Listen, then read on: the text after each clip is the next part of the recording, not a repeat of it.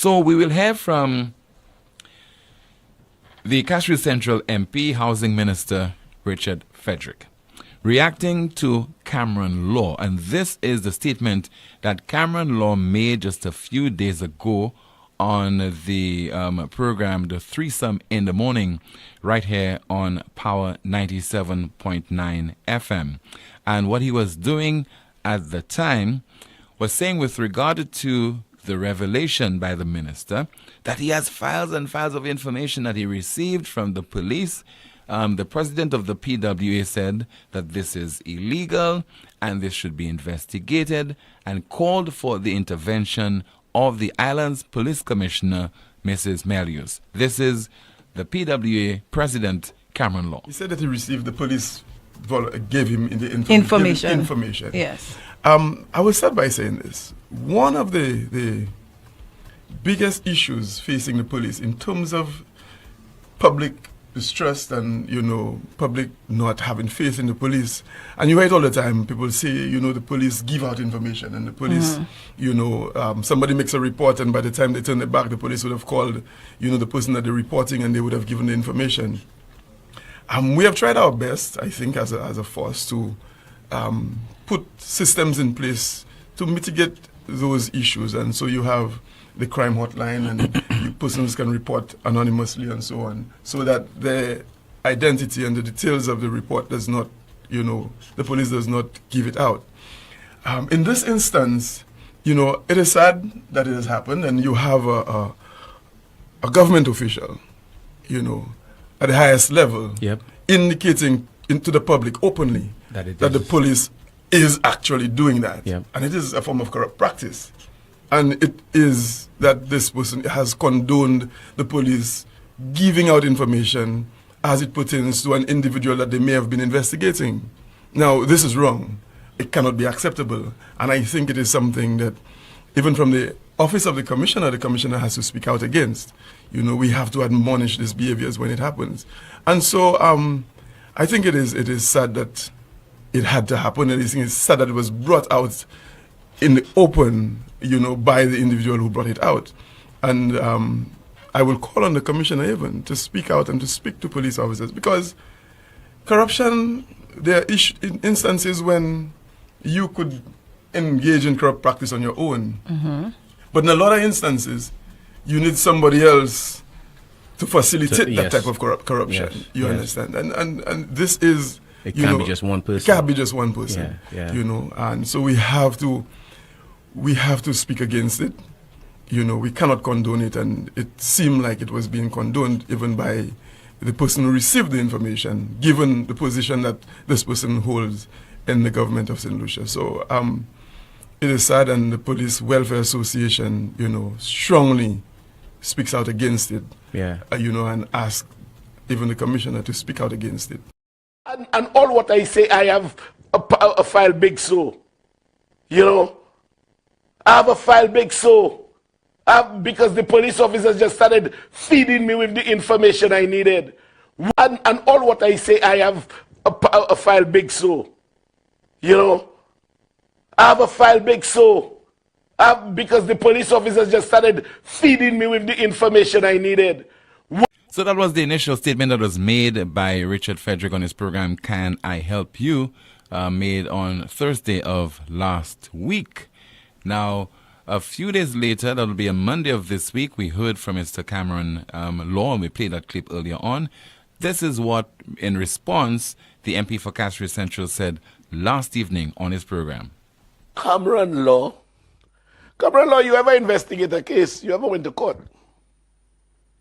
Because I cannot believe Cameron Laure will latch on to the foolishness that Shasta spews. But then again, Cameron, I understand where you're coming from. Because it's only in St. Lucia under Flabo, a police officer will get involved in a runoff today, lose the runoff, and is back at work tomorrow. Only in St. Lucia. Only in St. Lucia, Cameron Laure, that will happen. So I understand. Your party was in power. You take part in a Mohani Oshe, good night. You take part in a runoff, lose the runoff, and you're back at work, your party in power. And so you latch on. That's why I had to ask somebody, you know, Cameron Laure has ever been to court? Has he ever been engaged in investigative policing? I had to ask. But if you want investigations, there are many investigations to be conducted, Cameron Laure. You know there are police officers who have been waiting for the little contribution that you'll make to the burial expenses. Notwithstanding, you'll collect $60-something from over 1,100 police officers every month. Where does that money go to, by the way? Where does it go to? And where's the money that you all had collected for the raffle that never took place? Where's that money? Where's that money? You know? So if you want something to investigate, go and investigate those things.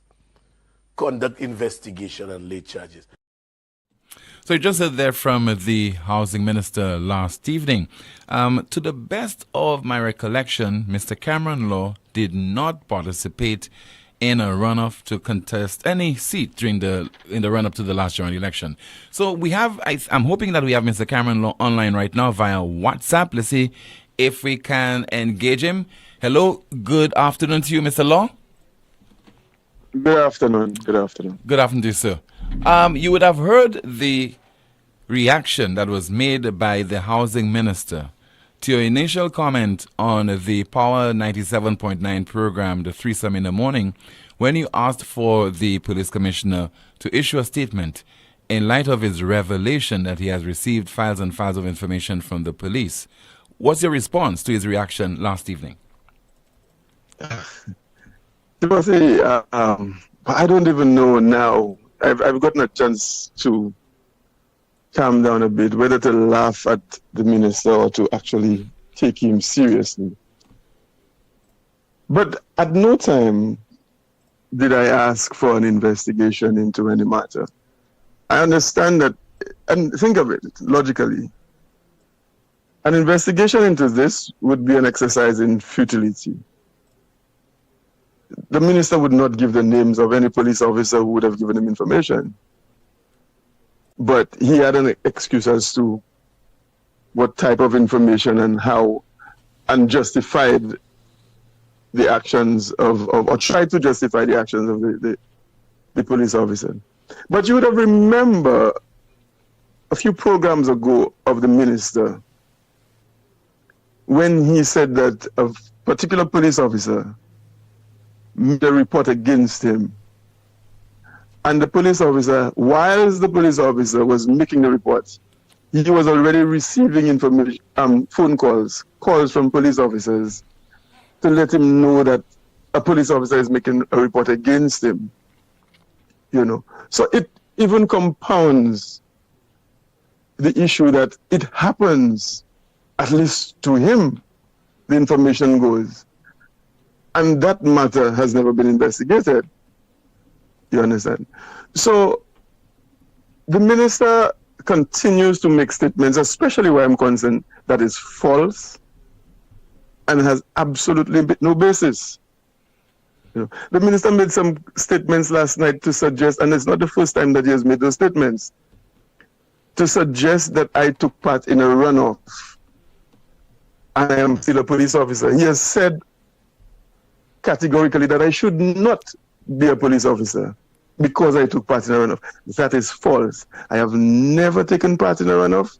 At absolutely no time have I taken part in a runoff. Right? So, you know, this, in some of the cases, the minister has gone as far as saying in programs before that I beat a woman so bad that her son had to intervene. Right? These are statements that the minister has made about me that is false. As it relates to these statements, I will be engaging my legal counsel to decide the way forward on that. I will not stand idly by and allow the minister, time and time again, to malign my name. For whatever reason, you know, I will not allow it to happen. I think it is time the minister stops, and the minister needs to understand that when he speaks, as whether he speaks in his private capacity, the fact is he's a minister, right? And what he says goes a very, very long way in influencing the minds of people, and might even be detrimental to the persons that he speak of, and I will not be one of those victims. The minister spoke of investigating a raffle that the Police Welfare Association had some time ago. That was before my time. When I came in, I inherited the situation when persons started to inquire about a raffle that the Welfare Association had, and they have not heard anything about it.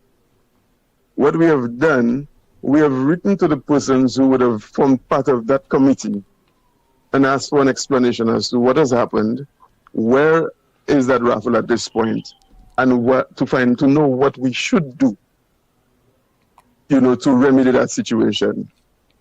I must tell you that we have gotten some of the information. We have actually received some records of raffle books and other recordings of that raffle.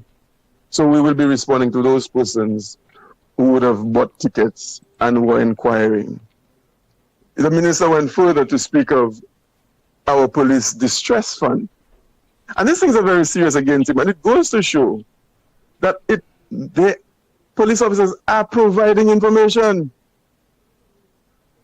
Because for him to speak of the distress fund and us not being able to facilitate some payments, that is information that has to come from the police.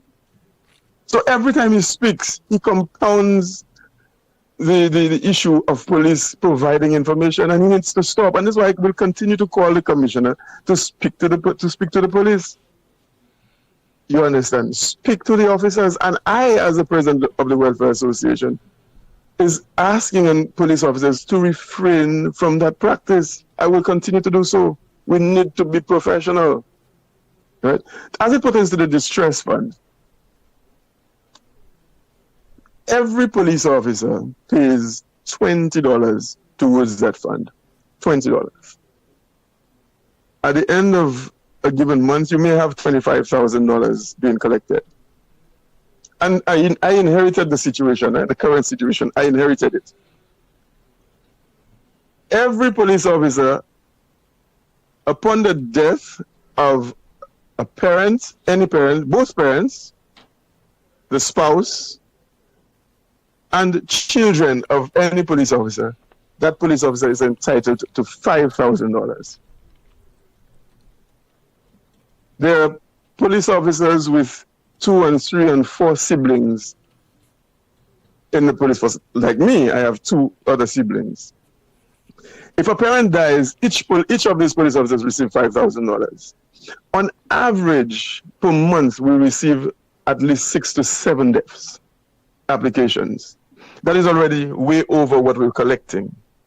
For years now, before I became president of the Welfare Association, even in my first stint, I remember presidents lamenting the fact that the fund is not sustainable and it needs to be increased. I remember commissioners coming to welfare meetings asking the membership to increase the funds. So it has gotten to a point where, of course, we have 60, the 60 that he spoke of, we have 60 applications, and I will speak openly about it. 60 applications that are pending. And me coming in, inheriting the situation, as an executive, we have done everything, and we can safely say, based on the systems that we are putting in place, we will be able to pay out all of those persons pending before this year is over. Every single one of them. More so, this distress fund also has to find ways of paying out or making a contribution to persons who find themselves in other distress situations, whether it is medical, whether it's a natural disaster strikes and you would receive damages. We have to, as a committee, sit down, look at the applications, and make some sort of contribution to those people. So it has been unsustainable for a very long time. So coming in now, which is one of the mandates, and I have said today, we must ensure that we bring this thing back to a place where we can safely facilitate all applications that come through. And I could say now that with whatever is being put in place, we will be able to safely do that. Of course, there must be an increase with it. So I'm not going to speak too much on the minister's assertions. I have spoken to the Prime Minister in the past about the behavior of the minister and the things that he has said concerning me. The minister has got my wife's good name, my deceased wife, into disrepute. I've said nothing. Persons have asked me, Cameron, don't worry about the minister. Everybody knows the minister and nobody really takes him serious, but I don't agree with that.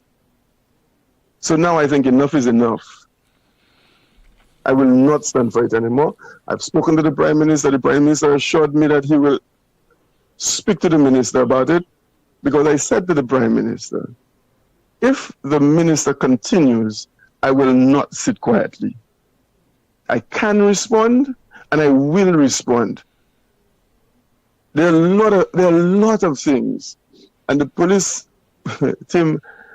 But I will say, at this point, that is all I'm prepared to say, and I will seek my legal advice as to the way forward in terms of the defamation as it pertains to me being in a runoff, which has never happened, me beating a woman so bad that her son had to intervene. This has never happened. And so I will explore my options. Well, let me ask you a few questions, sir. Why do you think, after speaking with the Prime Minister, that this continued? Or did you get the impression that speaking to the Prime Minister would have resulted in this practice not being repeated? I expected it to have stopped, because the conversation, I mean, there was the situation that was brought into the public domain, albeit not through the fault of the Welfare Association. And I mean, I had to respond to certain things that were being said as it pertains to the sexual allegations. So, in the meetings, we said, Mr. Prime Minister, we at the Welfare Association will not be speaking publicly on this issue. We will allow the commissioner to put the systems in place to deal with it.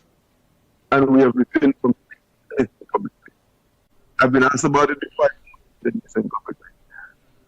So we expected the minister to have ceased the attacks on me. And it's okay to criticize me, if I've said something. It's okay. Anybody could criticize me. But to go as far as maligning my name and insinuating that the issues with the Welfare Association as it relates to the funds that are not that needs to be investigated, that cannot be acceptable. We will not accept it.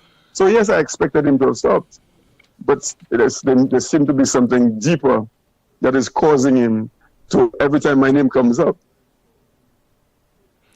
to say things that he knows not to be true. What about the revelation by the minister? What kind of damage do you think that this has done to the already tarnished reputation of the Royal St. Lucia Police Force? Because, I mean, you know that. You have been a police officer for a quarter of a century, 25 years. And many people are listening and watching this broadcast right now. They can attest to, without carrying out any survey, that many St. Lucians are saying they do not trust the police. How do you think does that affect relations between members of the public and the police in St. Lucia? Tim, this has further caused, I believe, at this point, it is almost irreparable. I cannot see us going back to a place anytime soon where the public feels comfortable, providing that type of information to us. Of course, you're hearing of, the number of homicides. There are people who may have seen and witnessed, but they refuse to come forward because they are fearful that coming forward would cause the persons to know that they may have provided information. And look at the spate of crime. The spate of crime in St. Lucia now, needs the assistance of the public for it to be brought under control. The public needs to be able to trust the police, and for these things to be said and to actually give credence that it is happening, it has taken us light years backwards. Light years backwards. What do you think? So I really believe the commissioner has a lot of work to do, a very daunting task ahead of her in bringing back some semblance of confidence, to the police from the public. You have asked for the police commissioner, Cressida Descartes-Pellios, to address the police and whether it's being done or not, the practice of sharing information with a government minister. What about, quite apart from addressing the police, should the police commissioner address the St. Lucian public?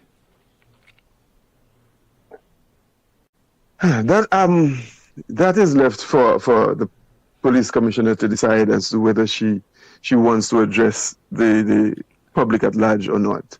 I'm not going to even opine on it. I think, the public can demand to hear from the commissioner if they really want to. I think we have the journalists and so on. They could find the commissioner. She has an office. They know where to find her and ask the pertinent questions so that, the public could know the position of the commissioner on this.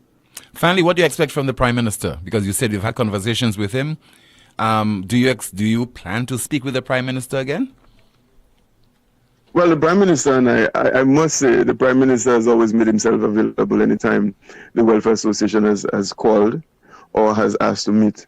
So, of course, we expect to meet with the Prime Minister in the near future. It's unfortunate that we have not met for this month. We were supposed to have met, and he has been out. But we expect to meet, and of course, it will be brought up again. And I'm expecting, I don't know what to expect in terms of him causing the minister to stop, to curb the behavior of being out there maligning, members of the Welfare Association. Final comments from you, Mr. Laure? Thank you, Brother Tim. Thank you very much. I just want the police officers to know that the Police Welfare Association stands ready to make representation for them at any point in time. It is necessary.